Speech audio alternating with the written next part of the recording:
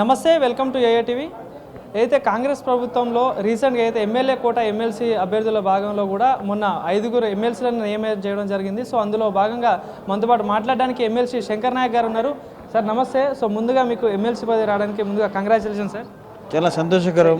So ఏం చెప్తారు sir, చాలా కాంపిటీషన్ ఉన్న సిచ్యువేషన్లో కూడా మీలాంటి కష్టపడే కార్యకర్తలకు కూడా పార్టీకి గుర్తించి పదవి ఇవ్వడం జరిగింది, ఏం చెప్తారు? చాలా మంచి మెసేజ్ పోయింది. కాంగ్రెస్ పార్టీ అంటే మనం అడుగుపోలేని వర్గాల పార్టీ అని తెలిసిపోయింది అందరికీ. ఎందుకంటే నేను ఒక సామాన్య కార్యకర్తని, ఒక కింది స్థాయి నుంచి డౌన్ ట్రెండ్ నుంచి వచ్చిన యూత్ కాంగ్రెస్ నుంచి, మండల కాంగ్రెస్ నుంచి, జెడ్పీటీసీ నుంచి, ఎంపీపీ నుంచి, బ్లాక్ కాంగ్రెస్ నుంచి జిల్లా కాంగ్రెస్ దాకా పనిచేసిన కాంగ్రెస్ పార్టీకి మన గత 6 సంవత్సరాలు అధికారం లేనప్పుడు గత ప్రభుత్వం ఎన్నో కార్యక్రమాల్లో ఎండగట్టినాం. ఆ తర్వాత 3 ఉప ఎన్నికలు వచ్చినాయి, నాగార్జున సాగర్, మునుగోడు, హుజూర్ నగర్. ఈ 3 ఉప ఎన్నికల్లో కూడా నేను కీలక పాత్ర పోషించిన.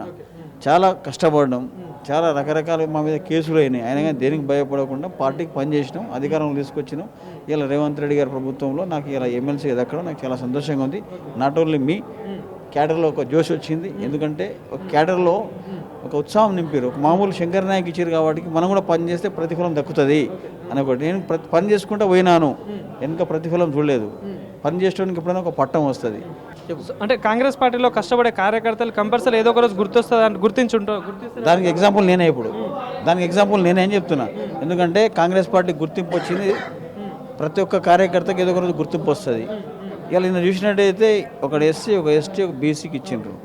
సిపిఐలు కూడా అది కూడా మా కోట కింద అది కూడా బీసీకి ఇచ్చారు. కాబట్టి ఈ ఎలక్షన్స్లో మన కష్టపడాలని పట్టం దక్కింది. నేను కూడా కష్టపడడానికి నాకు పదవి వచ్చింది. ఇట్లా ఉండబోతుంది సార్, రాబోయే రోజులలో స్థానిక సంస్థల ఎన్నికలు కూడా ఉండబోతున్నాయి, అసెంబ్లీ సమావేశాలు కూడా జరుగుతున్నాయి. సో ఇట్లాంటి అంశాల మీద మాట్లాడబోతున్నాయి, ఎట్లాంటి సమస్యలు వస్తున్నాయి అసలు బయట? డెఫినెట్గా లోకల్ పార్టీస్లో మా సంక్షేమ పథకాలు ఏవైతే ఉన్నాయో అవన్నీ గ్రౌండ్ లెవెల్ తీసుకుపోతాం.